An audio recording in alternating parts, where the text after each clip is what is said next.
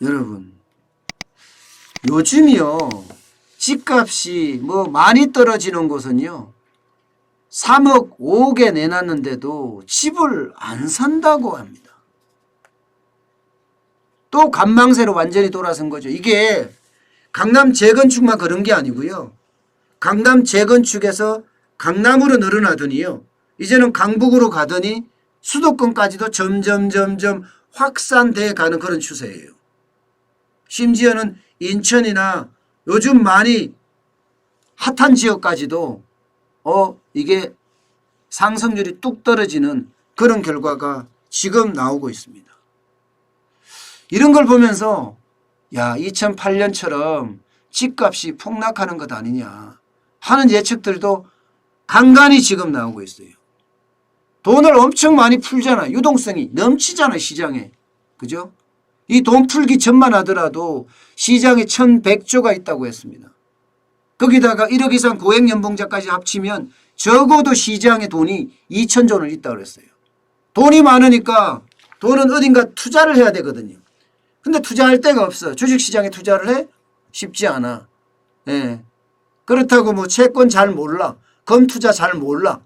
그래? 제일 빠른 게 뭐야? 부동산이야. 일반인들 입장에서는 부동산이, 대한민국 부동산 자체가 안전자산으로 취급받잖아요. 저도 그렇게 생각하고 있고요, 솔직히. 아파트 자체가 보면, 예, 랜드마크 아파트 단지에 거기에 로얄층, 로얄동, 로얄층 이러면 그 현금이나 다름없거든요. 언제든지 1000만 원에서 2000만 원만 싸게 내면 금방 팔리는 게 아파트의 현실입니다. 그만큼 안전자산이 현금화가 빨리 되니까 말입니다. 물론 뭐 지역에 따라서 안전자산이 아닌 것도 있겠지만 일반적으로 봤을 때 저는 아파트를 살 때 그런 기준을 가지고 하거든요. 대단지, 그죠? 로얄동에 로얄층, 이게 제가 항상 주장하는 아파트 투자법이거든요. 그렇게 따지면요, 아파트가 내려가면 안 된다 이렇게 생각을 할 수밖에 없습니다. 그런데 내려가요. 12일이죠. 12일 어제요. 부동산 114에서 발표한 서울 아파트 매매 가격 변동률을 보면요, 마이너스 0.04입니다. 지금 3주째 연속 하라고요. 3주째 연속이요. 게다가 재건축 아파트는요 0.22입니다. 0.22 굉장히 큽니다. 0.22면요. 거기다가 일반 아파트도 0.01이에요. 일반 아파트는 0.01인데 비하면 재건축 아파트 0.2면 엄청 크죠. 예. 그만큼 지금 아파트 가격이 쭉쭉쭉쭉 내려가는 거예요.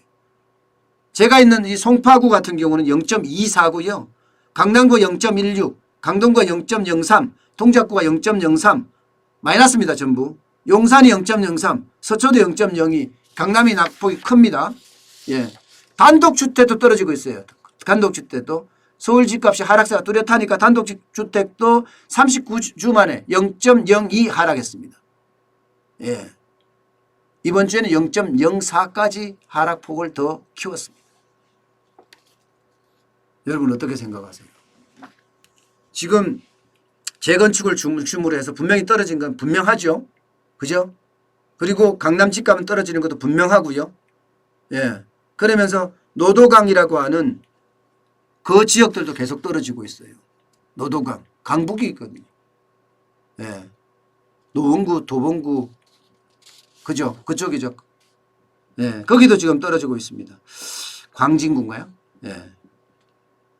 노도강. 강이 뭐죠? 예. 제가 확실하지 않네요. 하여튼 거기도 지금 떨어지고 있는 추세입니다. 그러니까 이게요, 야, 이대로 가면 부동산이 어떻게 될까 지금 계속 궁금해하고 있습니다. 그런데 이게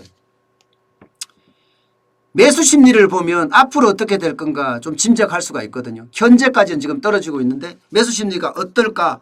한국감정원에서 매수 심리, 서울 아파트 매매 수급 지수를 발표를 했는데 98.4입니다. 98.4. 98.4. 98.4면요. 굉장히 떨어진 수치예요. 일반적으로 0에서 200까지 보거든요. 그 가운데가 100입니다. 100이 딱 중앙이에요. 100부터 밑으로 내려오면 매수 심리가 떨어진다.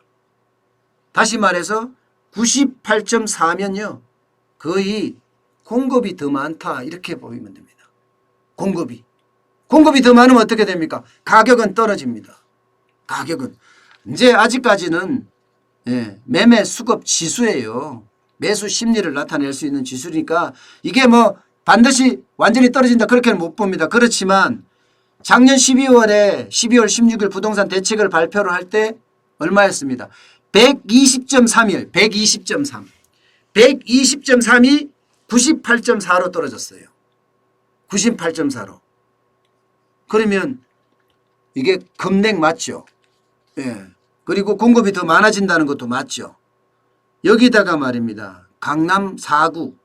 강남 4구는 88.8이에요. 88.8. 야. 노도강의 강은 강북구네요. 강북구. 예. 예. 제가 강동구, 광진구 이야기했는데 강북구래요. 강북구. 예. 여기는 99.3이에요. 99.3. 노도강. 예. 노원구, 도봉구, 강북구요. 여기에 99.3이네요. 결국은요. 지금 서울 아파트가 지금 떨어진다는 거예요. 심리 자체가. 국민은행의 매수 우위 지수도 마찬가지예요. 70까지 내려가서 70대. 예. 70까지 내려갔다는 뜻은요. 71.5거든요. 이것도 100이 기준입니다. 100. 100에서 200. 그러니까 0에서 200인데요. 100이 중간이라고 보시면 됩니다. 이게 강남권 같으면 지난 12월 16일만 하더라도 124.6이었습니다. 예, 124.6. 12월 16일 전. 그런데 지금 뭐 계속 하락하고 있어요. 강남권은요. 62.3이에요. 62.4. 결국은 부동산 자체가 점점 그죠?